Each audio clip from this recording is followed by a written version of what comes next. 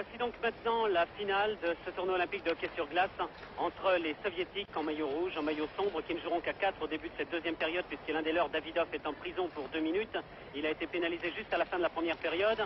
Les soviétiques contre les tchécoslovaques en maillot blanc à gauche. Je dois vous dire tout de suite qu'à l'issue des 20 premières minutes de jeu, les soviétiques mènent par 2-0. Dans la cage tchécoslovaque, il y a Zurila qui a caissé, oui, 2 buts au cours de la première période. But marqué par le numéro 9, Blinov, sur passe de Petrov au bout de 5 minutes de jeu, et par Mikhailov, le numéro 13, sur passe de Blinov, après 13 minutes et 12 secondes de jeu, alors que Pirtov, le meilleur attaquant soviétique, se retrouve arrière, à terre, après un petit accrochage avec Yaroslav Olic. Sur la glace, actuellement, se trouvent les deux meilleures formations des deux équipes. Toutefois, l'on peut parler de meilleure formation en ce qui concerne les soviétiques, qui présentent une équipe tellement homogène que leurs 3 lignes d'attaque sont tout aussi redoutables. Yaroslav Olic à côté du 14, Nedomansky pour les Tchécoslovaques. Vous les avez vus, les voici sur la droite de l'écran. Alors que le 18 est Vikulov, le plus terrible des attaquants soviétiques, avec le maillot rouge, tout en tenue toute rouge, culotte et maillot. Et pour ceux qui ne possèdent pas de récepteur couleur, eh bien les soviétiques vous paraîtront plus foncés que les tchécoslovaques qui jouent, je vous le répète, en maillot blanc. Vous voyez très facilement la différence. Et puis en plus, CCCP d'un côté, CSSR de l'autre, c'est facile à reconnaître.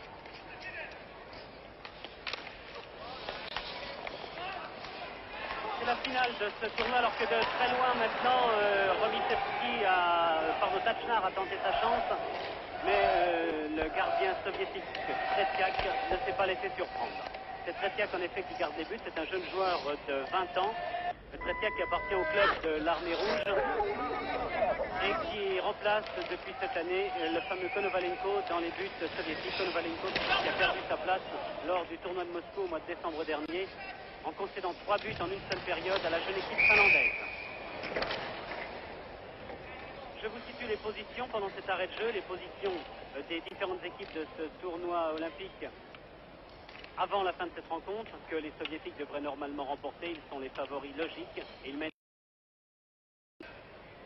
L'URSS est en tête avec 7 points, devant la Tchécoslovaquie 6 points, les États-Unis 6 points qui ont terminé leur tournoi, les Suédois 5 points, les Finlandais 4 points et les Polonais 0 points, aucune victoire. Donc, si les soviétiques font match nul ou s'ils gagnent, ils sont champions olympiques. S'ils font match nul avec les Tchécoslovaques, ce sont les Tchèques qui auront la médaille d'argent et les Américains la médaille de bronze. Mais si les Tchécoslovaques sont battus, eh bien ce sont les Américains qui se retrouveront avec la médaille d'argent. Étant donné qu'à égalité de points avec les Tchécoslovaques, c'est le match entre ces deux équipes qui les départagera et les Américains ont créé la surprise olympique en battant les Tchécoslovaques par 5 buts à 1. Une équipe tchécoslovaque ce jour-là méconnaissable, mais le résultat est là. Et les Américains ne réussissent décidément pas aux Tchécoslovaques qui avaient déjà subi leur loi l'an passé au championnat du monde à Berne et Genève en Suisse et qui s'étaient ainsi retrouvés champions d'Europe, mais deuxième seulement du championnat du monde derrière l'URSS. Après avoir battu pourtant cette même équipe du RSS 5-2, après avoir fait match nul une première fois à Berne 3-3. 3-3, ce fut d'ailleurs un match extraordinaire, l'un des meilleurs matchs de ces 10 dernières années. Ragulin, le terrible arrière soviétique Sanglo, 1m87, a réussi à passer en attaque alors que Davidov s'était bien intégré à sa ligne d'attaque et que le but marqué de Zurila finalement n'a pas réussi à bloquer ce palais. Eh bien, Zurila a dû laisser échapper ce palais, c'est le 3e but soviétique. C'est une surprise, on pensait qu'il était bloqué après 2 minutes et 5 secondes de jeu. Dans la deuxième période, les soviétiques mènent par 3 buts à 0. Eh bien, cette fois, la cause est entendue sur ce tir de Pirtov. Ce tir terrible de Pirtov sur une passe de Davidov. On n'accorde pas d'assistance, je ne sais pas si on va accorder une assistance à Davidov, mais c'est lui. Pirtov, oui. No assist, c'est bien si, il y avait quand même une très belle passe de Davidov.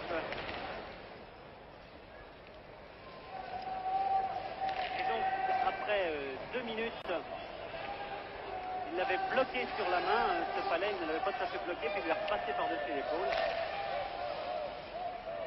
Zurila n'a pas de chance, Et la cause semble être entendue maintenant. Les Soviétiques vont être champions olympiques.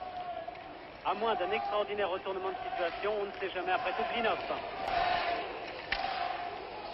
Blinov Mikhailov qui est arrêté d'extrême justesse par Martinietch. Stachny essaie d'arrêter Petrov à son tour. Martinietch a bien failli reprendre. Robichevski n'a pas pu. Et c'est Martinietch qui se lance à la contre-attaque avec Linka. Le grand Linka, 21 ans, 1m90, 87 ou 8. Et c'est Mikhailov pour les Soviétiques qui a repris. Mikhailov qui avait été blessé contre les Suédois, qui a fait sa rentrée hier et qui joue aujourd'hui. Oh là là, cette occasion manquée par Petrov. Petrov qui avait déjà laissé passer une occasion comme ça dans la première période. Mikhailov est encore bien placé devant Zurila. Mais le palais envoyé par Bloch était allé trop haut. Et c'est Stachny et Bednar qui le bloquent contre la balustrade et qui empêche Petrov d'en profiter. Stachny, le numéro 12. Un jeune joueur de 23 ans de Pardubice. Les Tchécoslovaques sont des joueurs beaucoup moins athlétiques que les Suédois par exemple, mais ils patinent très très vite. Ils se trouvent bien, leur passe arrive bien, les joueurs sont toujours lancés, sont toujours en mouvement. Et les Soviétiques, eux, vous connaissez leur jeu. Un jeu collectif remarquable. Il est vrai que la plupart des joueurs appartiennent au club de l'armée. Ils se connaissent très bien. Et leur jeu est fait d'une série d'automatismes contre lesquels aucune équipe du monde ne peut rien. Seuls les Suédois ont réussi à les tenir en échec au cours de ce tournoi, 3-3, avant de connaître deux désillusions, les Suédois face aux Tchécoslovaques dans les dernières minutes et face aux Finlandais tout à l'heure dans les dernières minutes également, vous l'avez vu. Ce match a été très régulier dans sa première période, il n'y a pas eu d'accrochage. Les deux équipes se connaissent bien. Tachnar relance, mais n'importe comment en avant. Alors que Nedomanski, au centre de la patinoire, n'a pas réussi dans ce tournoi olympique des exploits comparables à ceux que nous lui avions vu faire au cours des championnats du monde précédents. Changement de joueur, c'est Kouskin, le capitaine, que le numéro 4 que vous avez vu sortir chez les Soviétiques, alors que nous allons avoir maintenant sur la glace Sirtsov, le futur coach d'équipe soviétique. Sirtsov, un joueur extraordinaire de vitesse, de précision.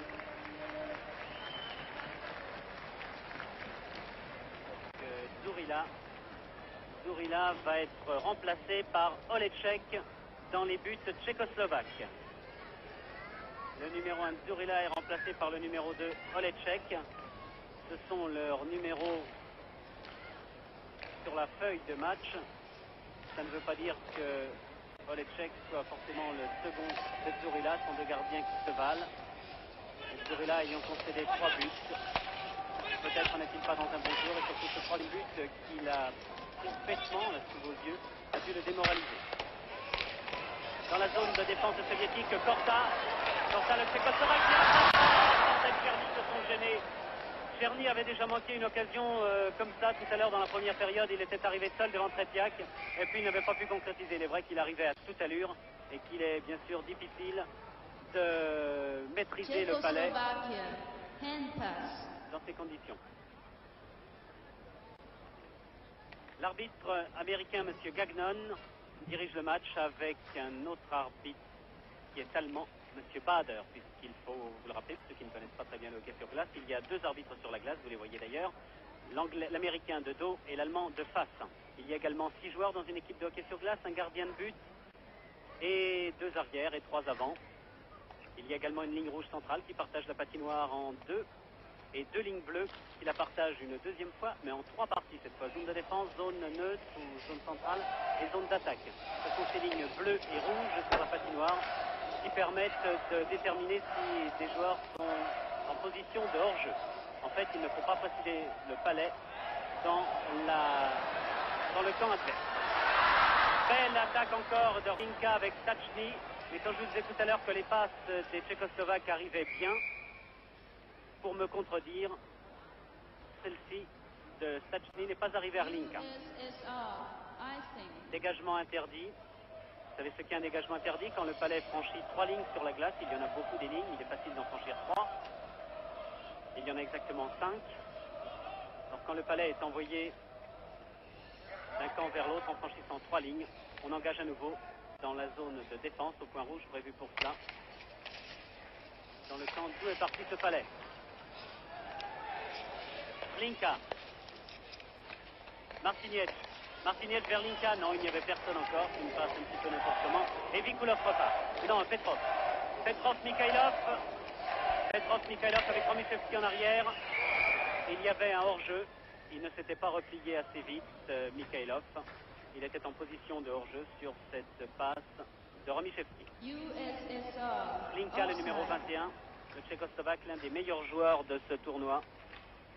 Un garçon de 21 ans seulement, 1m86, 91 kg, de Litvinov. Le 14, Nedomansky à gauche. Très bel athlète, habitué des compétitions mondiales, mais un peu découragé par les 3 buts concédés face aux Soviétiques, 2 en première période et 1 dans la deuxième période. Bednar.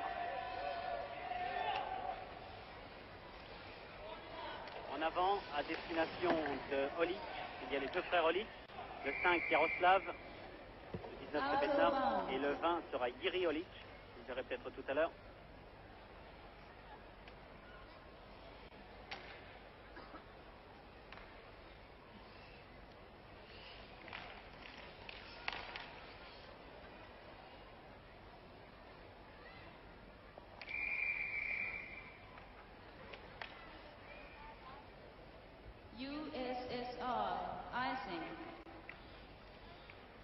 Un nouveau dégagement interdit. Et il va y avoir un engagement entre Yaroslav Olic alors que Repiak, le gardien soviétique, est aux aguets. Il va y avoir un nouvel engagement entre Yaroslav Olic. C'est produit d'ailleurs depuis. Il faut parler très vite dans un match de hockey. On n'a pas le temps de commencer une phrase que l'action est déjà ailleurs. Il faut parler très vite, il se taire. Nedomansky. Toujours. Vers Yuri Olic. Yaroslav Olic, le joueur de Yelava. Et Maltsev dans ses œuvres, mais Nedomansky n'était pas décidé à le laisser faire. Au centre de la patinoire. Toujours Nedomansky, belle passe quand je vous disais qu'elles arrivaient bien ces passes. Nedomansky qui se retrouvait en position de défenseur avait envoyé très loin en avant vers Tachnar.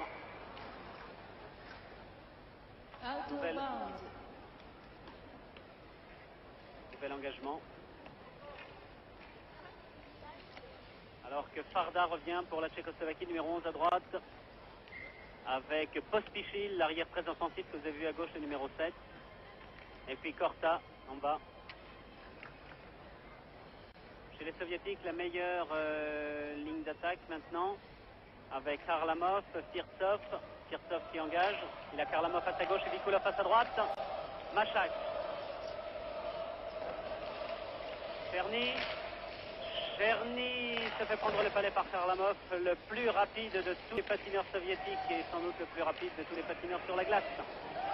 Kharlamov, le voici. En retrait.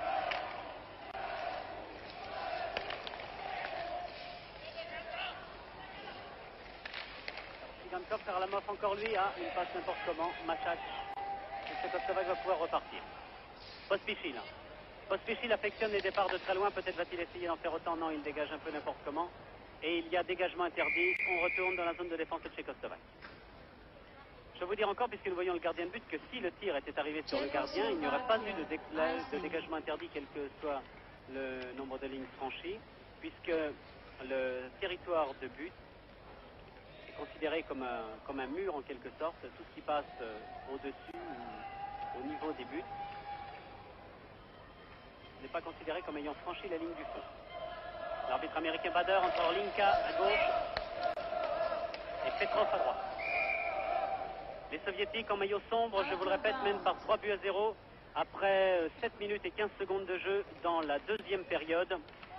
Les Soviétiques ont assez d'un match nul pour remporter ce tournoi olympique, mais ils ont déjà concédé un match nul à la Suède et ne veulent pas en concéder un deuxième au Tchécoslovaque. Korechovski en avant vers Martiniec. Ça y est. Stachny derrière. Martiniec s'est écroulé par Petrov, mais en fait c'est lui qui est tombé tout seul. Il récupère quand même le palais. Linka Martiniec. Il est bien qu'il y allait sur ce tir de Stachny. Sur ce tir de Stachny, je croyais bien que Tretiak allait être battu, mais il a trop croisé son tir. Martiniec encore, non. Linka. Stachny vers Linka sans doute à droite, non vers Martiniec plutôt derrière lui.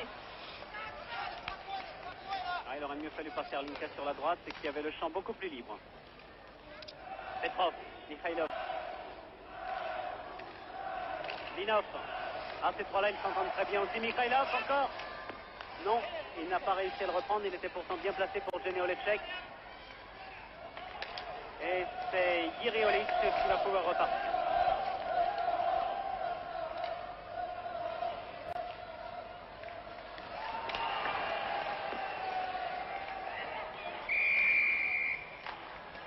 Il y a un coup de coude, il y a un accrochage et une pénalité est sifflée contre le soviétique Romichevski. Les soviétiques vont jouer à 4 contre 5. Après 8 minutes et 34 secondes de jeu également. 2 minutes à monsieur Romichevski, un ingénieur spécialisé dans les ordinateurs, qui appartient au club de l'Armée Rouge également. C'est l'un des vétérans, c'est le vétéran même avec Firtsov et Ragulin de cette équipe soviétique. Il a 32 ans. Number 6, Romishevsky, for interference. Time 8 minutes 34 seconds. À 4 contre 5, à 5 contre 4 plutôt, les Tchécoslovaques vont essayer. D'ailleurs, vous voyez, Nedomanski est venu sur la glace aussi. Les Tchécoslovaques vont jouer à 5 attaquants, à 4 attaquants plutôt, avec Nedomanski qui se trouve là avec en position de défenseur. Ah là là, Korta était bien placé là avec les deux Olic. Korta encore. Il faut se dépêcher, 2 minutes, ça passe vite. Korta toujours, mais il n'y a personne au centre. Que font les Olic? Il devrait venir gêner un petit peu plus. Tir de loin de Korechovski, oh là là, il était très puissant. Nedomanski va recommencer encore. Non, il préfère repasser à Korta. Les deux Olic se sont bien placés au centre de la patinoire. Korechovski, Nedomanski, encore Korechovski. Nikolov est devant, beau tir encore de Korechovski qui frappe très très fort. Mais les soviétiques jouent parfaitement la défense. Ah, il est dommage que vous ne puissiez pas voir tous les accrochages qui se passent au fond juste devant le gardien entre Olic et les défenseurs soviétiques. Jiri Olic qui va passer en retrait peut-être. Voilà, Korechovski tire encore de loin. Jiri Olic aux prises avec Zigankov. Le palais n'est plus jouable. Et Ragulin était venu pour protéger son coéquipier Zigankov. Encore plus d'une minute de prison pour Romichevski. Encore plus d'une minute dont les Tchécoslovaques doivent profiter pour essayer de réduire la marque, qui est toujours de 3 buts à 0, alors que nous en sommes à la moitié de la deuxième période maintenant.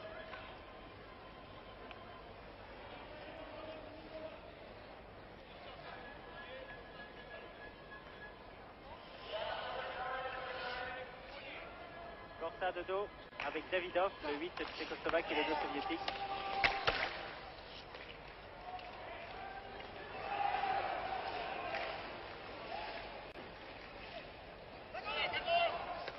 Mishakov contre Pospichil, c'est Machak finalement qui récupère.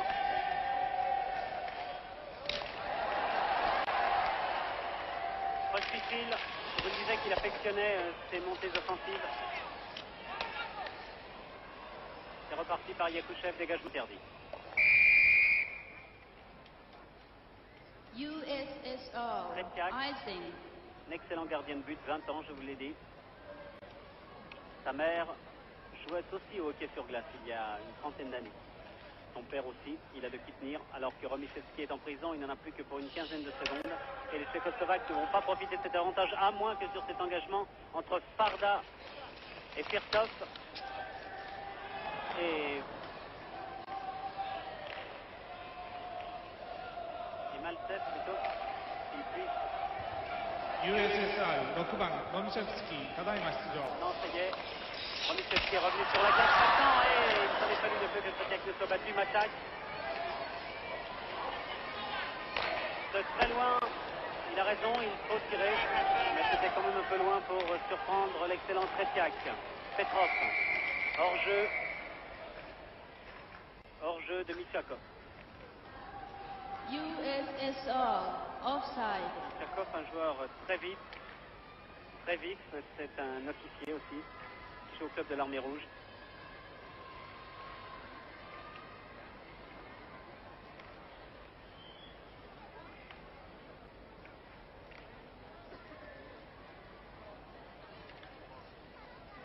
Sur les 3 x 5, 15 et 1, 16 joueurs que vous voyez évoluer, ou que vous avez vus, dans l'équipe soviétique, il y en a 13 qui appartiennent au club de l'Armée Rouge.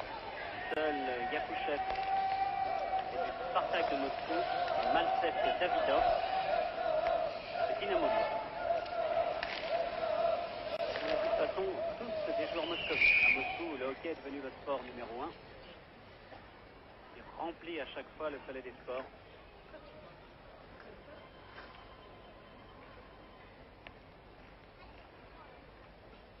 C'est dommage qu'il y ait déjà 3 buts d'écart entre ces deux formations, car nous aurions vécu sans doute un match d'une plus grande intensité.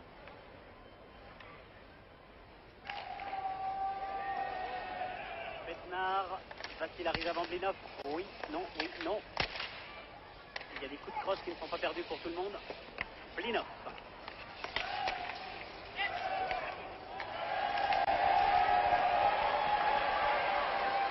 Martinez sur Linka. Linka ne réussit pas à maîtriser ce palais.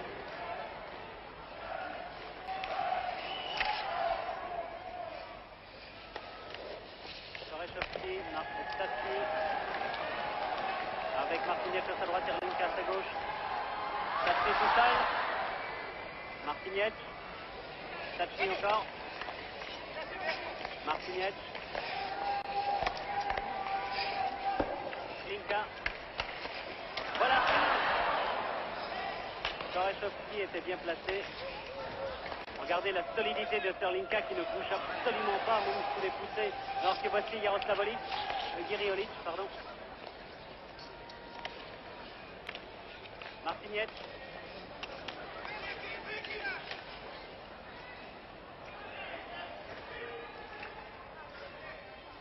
Nouveau dégagement interdit. Malgré Bednar. USSR, icing. Et de toute façon, il n'avait pas intérêt à le récupérer. Il vaut mieux engager dans la zone de défense soviétique plutôt que partir de sa propre défense. Encore 7 minutes à jouer dans la deuxième période et toujours 3-0 pour les soviétiques. Champions du monde depuis 1963 sans interruption. Champion olympique en 64 et en 68. Il avait déjà été une première fois en 1956 à Cortina d'Ampezzo. Ils avaient été battus par les Américains, devancés par les Américains, exactement à Squaw Valley. C'est les Américains qui avaient été champions olympiques en 1960. Et qui vont se retrouver sans doute deuxième cette année, à la surprise quasi générale. Il est vrai que pour une fois, les Américains avaient préparé leurs joueurs. Depuis le mois de juin, il y a eu 45 matchs de sélection aux États-Unis pour trouver une équipe. Et sur la quinzaine de joueurs présentés par les Américains dans ce tournoi olympique, il y avait 7 anciens et 10 nouveaux qui, avec leur qualité de vitesse, de solidité, leur virilité même aussi, ont perturbé le jeu de certaines formations, en particulier des Tchécoslovaques qui sont battus 5-1.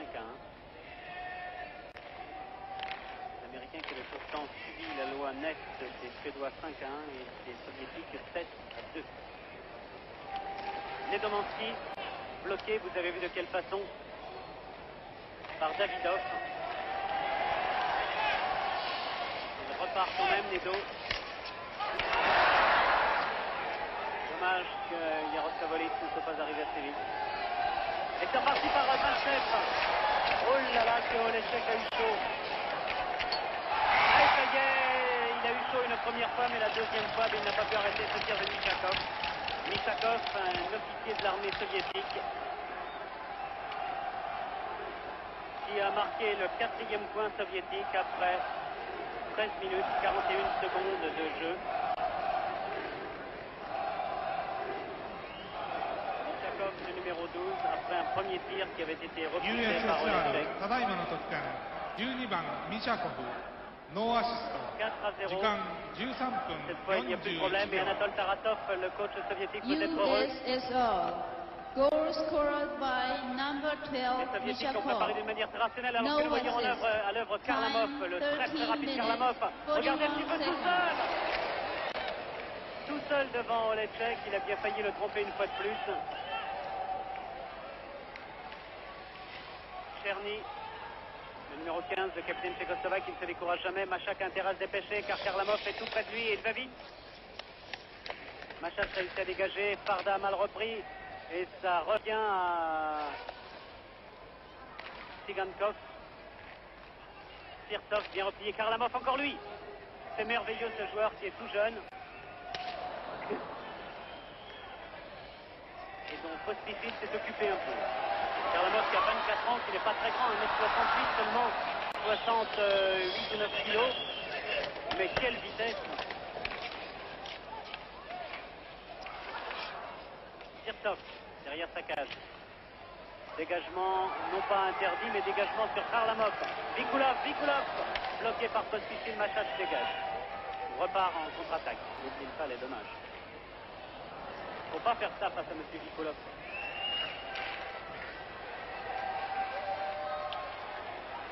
Corsa essaie de passer entre les jambes de Ragulin. On ne passe pas un athlète de 100 kg comme Ragulin comme ça. Regardez comme ça repart aussitôt très vite chez les Soviétiques. Les changements de joueurs, on n'a même pas le temps de les voir. C'est maintenant Blinov qui est sur la glace avec Tsigankov qui va tirer de loin. Regardez ce snap terrible de Tsigankov. C'est vraiment le plus redoutable dans ce genre d'exercice. Et encore une fois, les Soviétiques qui sont les maîtres dans l'art de passer derrière le cage et d'envoyer un petit palais vicieux ont bien failli réussir par Blinov qui avait servi remarquablement Petrov. Heureusement, Machach avait été accepté. Machach encore lui. Attention au hors-jeu. Non, voilà. Stachny. Oui, il faut vous replier. Martinec. Machach. Martinec manqué. Et la défense soviétique était là. Et Romichevski en particulier. Luchenko, pardon, en particulier. Martinec, encore lui. Rinka derrière Martinec. Rinka a tiré sur Tretiak. Mikhailov. Vikulov. Non, Petrov.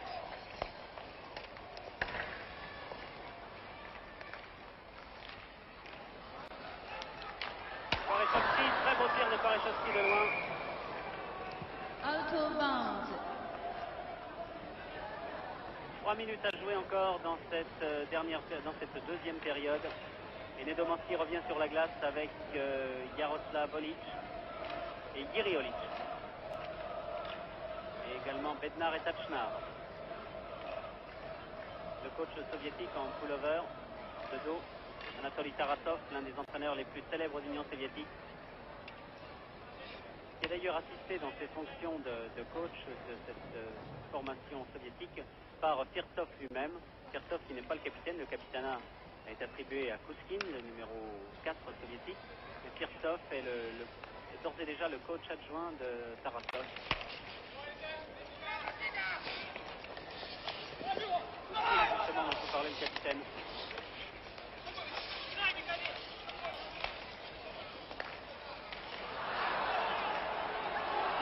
Bednar s'est fait passer. Est-ce que Bednar va réussir à arrêter Maltsev? Maltsev qui a Kouchev. Tir de Maltsev à côté. C'est peut-être que parti remise. Maltsev encore lui. Il sait bien, il est sorti imprudemment, Oletchek. Il a quand même réussi à bloquer ce palais. Yakouchev était déjà sur lui. Maltsev, le numéro 10. Il avait été le meilleur joueur des derniers championnats du monde. Un garçon tout jeune aussi, il n'a que 22 ans et c'est l'un des seuls, vous voyez, c'est lui le 10. C'est l'un des seuls à ne pas appartenir au club de l'Armée Rouge. Il est au Dynamo de Moscou. Encore 3 minutes à jouer.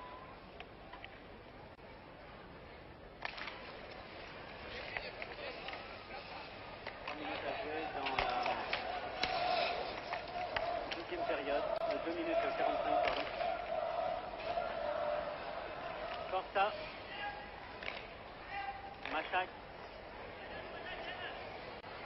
en avant, bien arrivé sur Czerny, le capitaine du Tchécoslovaque qui croise encore un peu trop son tir de la gauche vers la droite. Czerny n'a pas beaucoup de réussite aujourd'hui, c'est encore lui qui a le palais. Farda. Machak qui s'est bien avancé. Derrière la cage, c'est parfait tout ça. Oh là là, c'est incroyable que ça ne réussisse pas. Czerny, alors décidément, n'a pas de chance sur des buts qu'il réussit à tous les coups d'habitude. Et Kharlamov arrive tout seul. Je croyais bien vous indiquer un 5e but, non.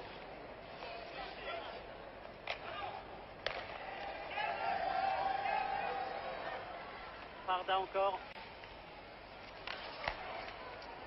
Ragulin vers Kharlamov. Kharlamov avec Vikulov qui va se trouver devant la cage.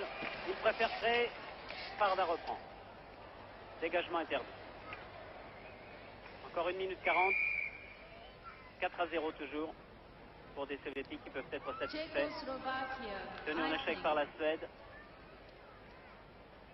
Ils ont réussi à remporter toutes leurs autres rencontres. Je m'avance un petit peu peut-être, mais on ne reprend pas 4 buts aux Soviétiques. Même quand on s'appelle Nedomansky, Czerny, Klinka, Kochalik, Koreshovski, Pospíšil, Tachnar ou Bednar. Linov.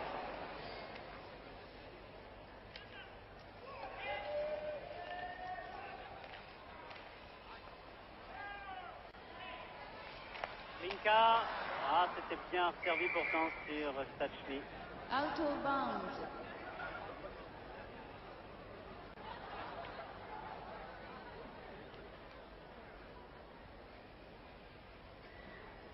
Tretiak, le jeune gardien soviétique, est très calme, très sûr. 1m85, 78 kg. Il bouge presque tout son but. Et à 20 ans, une longue carrière s'annonce pour lui. Il restera sans doute de longues années dans la formation soviétique. Pourtant, Martinez vient de le tromper. Il avait renvoyé une première fois le palais. Mais Martinez se trouvait bien placé. Il était juste à la limite de la surface de but. Le jeune Martinez, qui n'est pas pleinement satisfait, il aurait préféré marquer ce but beaucoup plus tôt. Après 18 minutes et 43 secondes de jeu, Martinez 10番マルチネス、アシスト21番ヘリンカ、時間18分43秒。4-1 pour la Tchécoslovaquie. Goal scored by number 10 Encore 1 minute à Martinez. jouer dans cette deuxième période. Assisted by number Stachny. 21 Helinka. Olechek, Time bloc. 18 minutes. Pour ceux qui 43 seraient surpris de seconds. voir Olechek dans cette tenue, sachez que le gardien de but doit se protéger le visage car parfois le palais arrive sur 1 lui à minute près de to 100 go km à in the l'heure. second period. Et il vaut mieux porter un masque, c'est beaucoup plus prudent. 1 minute à jouer. Jaroslav Pitner, le coach de l'équipe tchécoslovaque, va peut-être retrouver un certain espoir.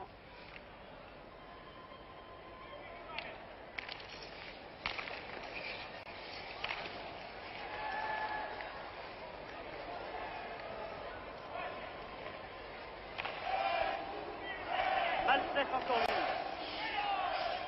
Mais Bednar et Petchar en défense sont très solides. Pourtant, une fois de plus, la vitesse d'exécution des Soviétiques les avait surpris. Davidov.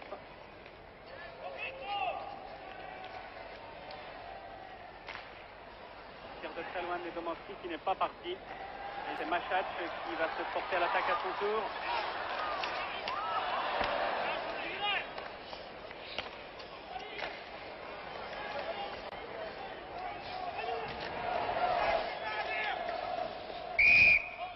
Le palais n'est plus jouable. Chakov, le numéro 12, qui a marqué un but tout à l'heure. Et l'arbitre américain, M. Gagnon, et le gardien Tretiak.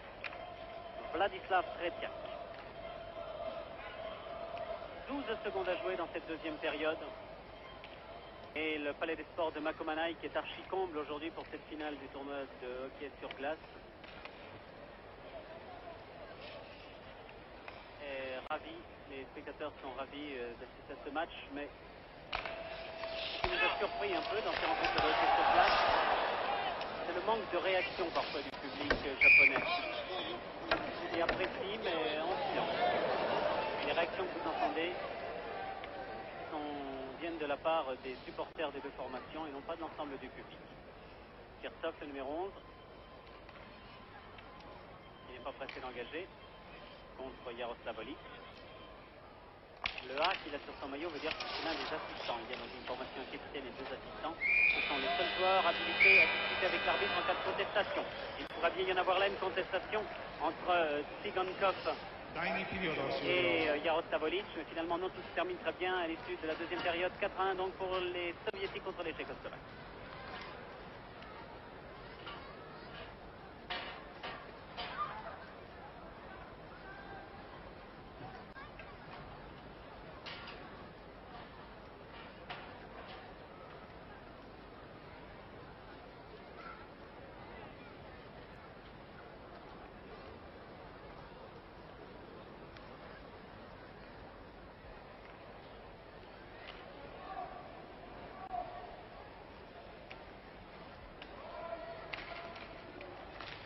Les Tchécoslovaques sont toujours à gauche en maillot blanc et les Soviétiques à droite en maillot rouge, en maillot foncé, car nous n'avons pas pu vous présenter la première partie de la troisième période de cette finale de hockey sur glace. Nous nous retrouvons donc à 10 minutes de la fin de la rencontre.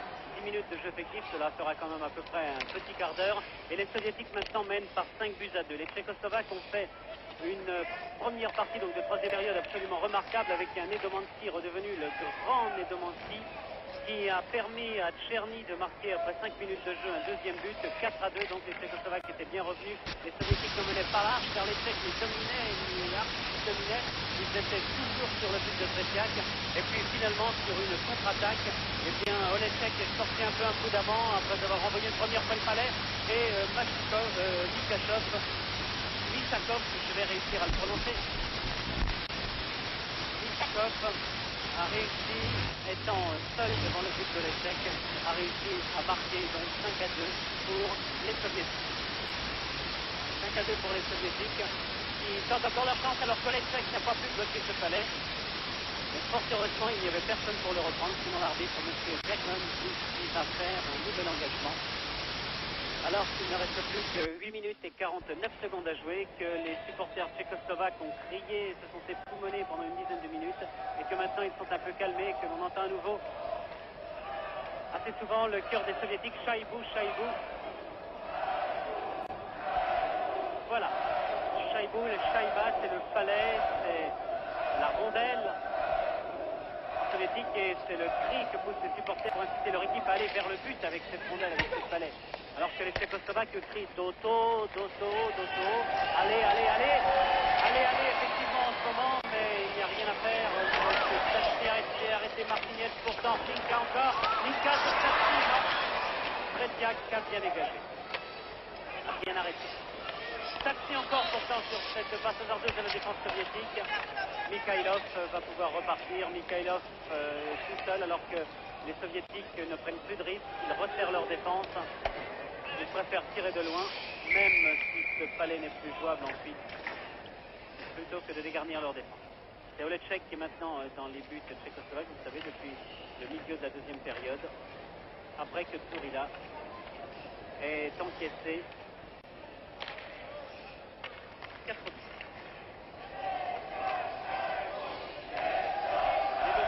Je vous l'ai dit, il a fait 10 minutes remarquables tout à l'heure. Il était partout sur la glace, personne ne pouvait l'arrêter. Il va encore essayer de mener son équipe non plus vers la victoire. Maintenant, même le match nul semble impossible puisqu'il ne reste plus que 8 minutes quand même. Les Tchécoslovaques devront donc se contenter ce soir de la médaille de bronze. Davidov de loin. Pas dangereux pour Olecek. Davidov récupère encore. Yakouchev, qui a failli être tout seul. Mais il était tellement bien seul qu'il était même hors jeu. USSR, offside. Et il ne reste plus que 7 minutes et demie maintenant de jeu. Nous allons pouvoir tirer les conclusions de ce tournoi de hockey sur glace. L'équipe polonaise a éliminé l'Allemagne en phase éliminatoire. Elle s'est qualifiée pour le groupe A, la phase finale de ce tournoi olympique.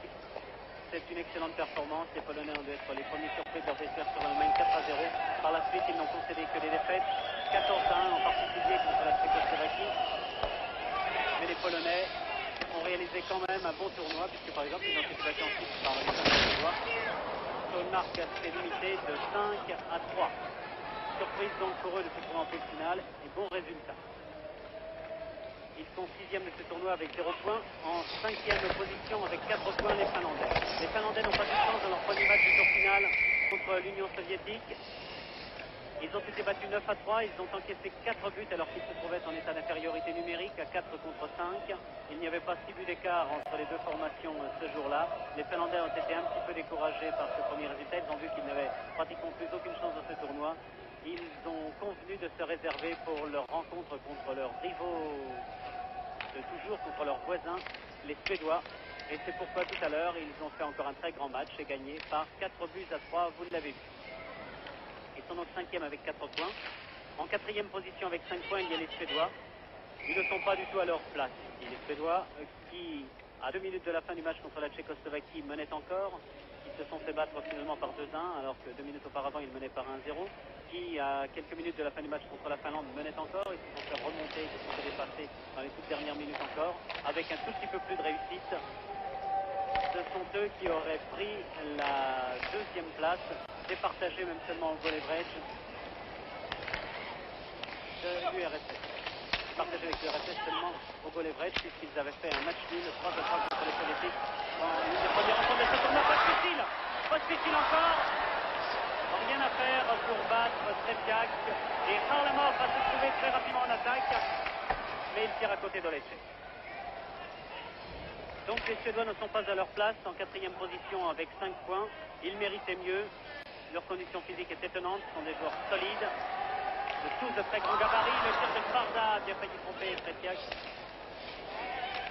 Mais ce sont des joueurs aussi pleins d'avenir, dont on reparlera peut-être même dès le prochain championnat du monde à Prague.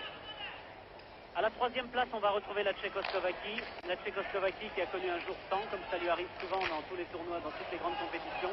Ce jour sans s'est produit contre les Américains qui en ont profité pour gagner 5-1. Et les Tchécoslovaques ont perdu ce jour-là toute chance de remporter ce tournoi. Mais même s'ils n'avaient pas été battus par les Américains, même s'ils avaient battu donc les États-Unis, il aurait fallu que la Tchécoslovaquie triompha aujourd'hui de l'URSS pour obtenir la médaille d'or. Vous voyez que ce n'est pas le cas. C'est vrai qu'ils avaient lutté vraiment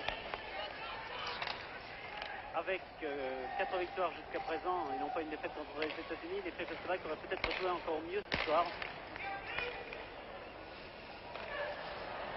Ce matin, pour vous, pardon, nous sommes l'après-midi à Sapporo. Il y a 8 heures de décalage entre Sapporo et Paris, il ne faut pas l'oublier. De loin, encore une fois, de stabilité. Donc les Tchécoslovaques sont 3e, ils vont avoir la médaille de bronze. Et les Américains auront la médaille d'argent. Là, c'est la surprise. Les Américains ont abandonné le groupe A du championnat du monde l'an passé à Berne et Genève. Ils ont été relégués dans le groupe B après avoir battu la Tchécoslovaquie déjà, mais avoir connu d'autres résultats moins heureux, avoir subi des échecs sévères même. Ils se retrouveront donc dans le groupe B du championnat du monde en Roumanie. USSR, Ils vont à Icing. la fin du mois de mars contre la France, par exemple, contre la Pologne, contre la Yougoslavie, le Japon, l'Allemagne de l'Est aussi. Mais les États-Unis qui sont des troubles faits, avec leur jeu viril, avec leur force physique, leur tempérament, leur ardeur. Ils se sont préparés pendant 6 mois, je vous l'ai dit, avec des joueurs jeunes, décidés, en particulier Mark Howe, 16 ans, 1m81, plus 80 kg, le fils de l'ancien professionnel américano-canadien, Gordie Howe, qui a joué pendant 3 ans dans l'équipe de Détroit. Les Américains sont donc jeunes. Ils seront peut-être encore meilleurs au championnat du monde qu'ils ne l'étaient aux Jeux Olympiques. Et pour ça, ils peuvent présenter les mêmes joueurs. Martinez, ah, il s'en fallait de fort peu, mais le but n'y est pas alors qu'il ne reste plus que 3 minutes 54 secondes à jouer. Les Américains prennent donc la médaille d'argent 12 ans après avoir été champion olympique en 1960 à Squaw Valley. Et puis nous en arrivons à l'équipe du RSS qui va obtenir la médaille d'or dans quelques minutes. Les Soviétiques, grâce à leur préparation intelligente, sont arrivés en forme au bon moment. Ils ont dominé encore ce championnat olympique, comme ils avaient dominé les 2 précédents. Bien qu'ayant subi un demi-revers face à la Suède, un match nul 3-3. Mais en 1968 à Grenoble, souvenez-vous, ils avaient été battus par les Tchécoslovaques il y a juste 4 ans, le 15 février. Ils avaient été battus par les Tchécoslovaques 5-4, ce qui nous avait empêché d'obtenir déjà la médaille d'or. Voilà donc le bilan de cette compétition olympique. Nous pouvons dire que le jeu n'a pas toujours été de très bonne qualité. Les joueurs européens ont seulement gagné depuis 4 ans en virilité. Mais sur le plan technique, il ne semble pas qu'il y ait eu d'amélioration et c'est la raison pour laquelle les Soviétiques sont toujours les meilleurs techniciens. Ce sont eux les plus homogènes, ce sont eux qui ont le jeu collectif le mieux coordonné, les automatismes les plus parfaits, et ce sont eux qui logiquement remportent donc ce tournoi olympique. J'ai à côté de moi l'un des membres de la délégation française qui s'intéresse particulièrement au hockey, le patineur Jean-Roland Racle, qui a fait une bonne exhibition avec Florence Kahn dans l'épreuve des couples. Jean-Roland, vous avez suivi toutes les rencontres de hockey. Et ça vous a passionné, vous vous intéressez vraiment de très près au hockey? C'est vraiment le sport d'équipe par excellence, alors que nous avons failli voir M. Yaroslav Yeriolic se présenter seul devant Tretiak. Oui, c'est vraiment le sport d'équipe par excellence.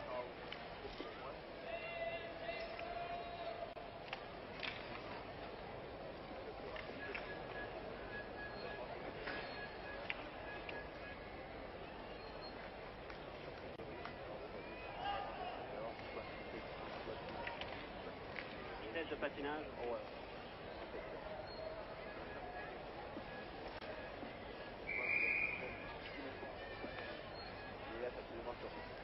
Oui, c'est vrai, et un Kharlamov en particulier, il patine aussi vite qu'un patineur de vitesse.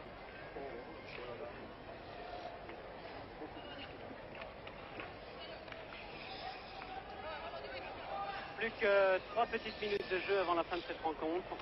5-2 toujours pour les Soviétiques, qui n'ont été battus qu'à 5 reprises depuis 11 ans en championnat du monde ou dans les épreuves olympiques.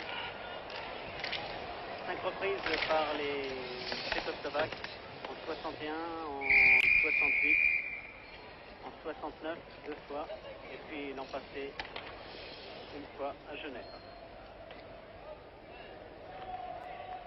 La cause est entendue maintenant, la fin du match est bien sûr moins intéressante.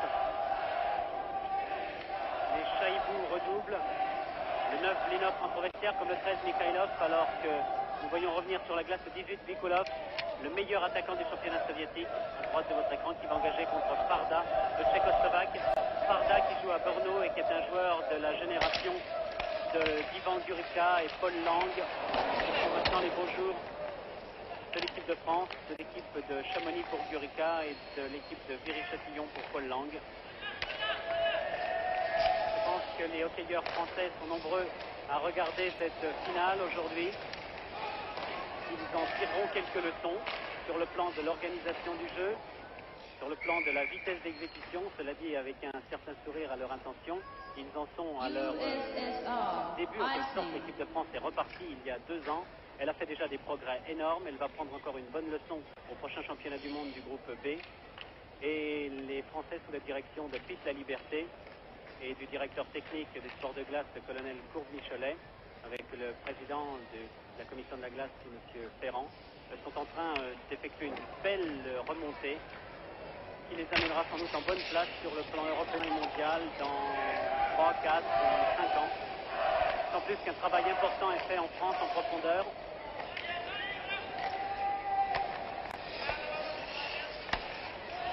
Dans les nombreuses patinoires qui se créent actuellement, il faut seulement souhaiter que les divers directeurs laissent de nombreuses heures de glace à ceux qui veulent former des jeunes pour pouvoir réussir dans leur entreprise. Après ces souhaits, nous allons revenir maintenant au tournoi olympique lui-même. Plus que 100 secondes, les 100 dernières secondes entre la Tchécoslovaquie en maillot blanc qui est menée par 5-2 et M. Korechovski qui a tiré de loin. La Tchécoslovaquie en maillot blanc menée 5-2 par l'URSS en maillot rouge. Les Soviétiques ont remporté là leur 4e titre olympique. Stachny, Korechovski, rien à faire. Petrov qui repart. Dégagement interdit. 80 secondes à jouer.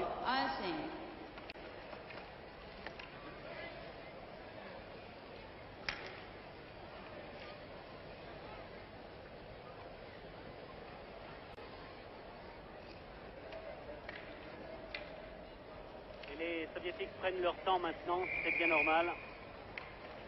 Mais ils n'ont quand même pas tellement de risques à courir, ils pourraient se dépêcher, car les minutes nous sont comptées, nous sont précieuses aujourd'hui, où nous avons de multiples rendez-vous avec vous. Et ensuite, la glace va être occupée, après le hockey, la glace va être occupée par les exhibitions de patinage artistique qui précèdent toujours, dans les compétitions olympiques d'hiver, la cérémonie de clôture. USSR, icing. Encore un dégagement interdit, ils vont se multiplier dans ces 72 dernières secondes.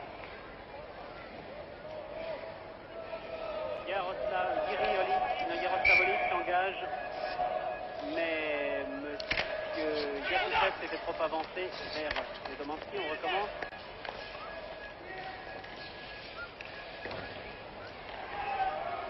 Maltsev, l'un des joueurs les plus rapides également. Il a été arrêté par Tachnar. Tachnar, Bednar, non, Tachnar tout seul vers Yaroslavolic qui récupère parfaitement. Iriolic se déplace devant, rien à faire. Et c'est Kouchkin, le capitaine soviétique, qui repart à l'attaque, maintenant derrière la cage. Il est bloqué, mais Domanski va pouvoir récupérer le palais. Non, Bednar, non. Plus. C'est Mishakov. Mishakov, Maltsev, Bednar, Tachnar. Plus que 22 secondes à jouer. La cause est entendue. Les Soviétiques sont champions olympiques. Ils vont être couronnés dans quelques instants.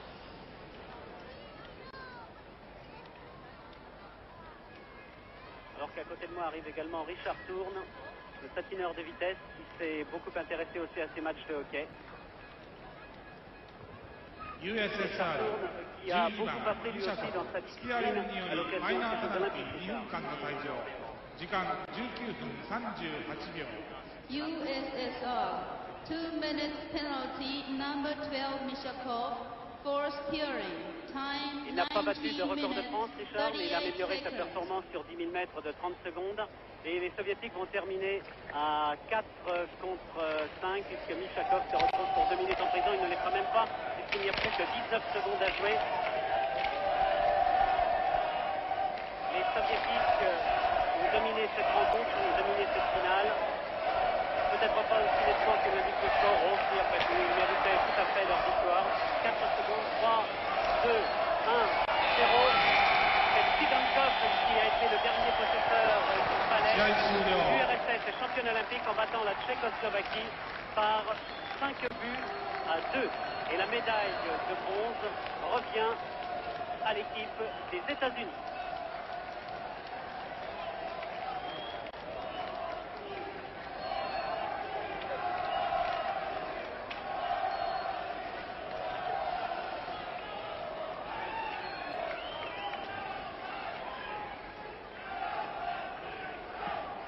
USSR 対チェコスロバキア A グループの最終戦5対2をもちまして USSR の勝ちでございます。この結果優勝 USSR 第2位 USA 第3位チェコスロバキア USSR USA チェコスロバキアの順で第1位から第3位までが決定いたしました。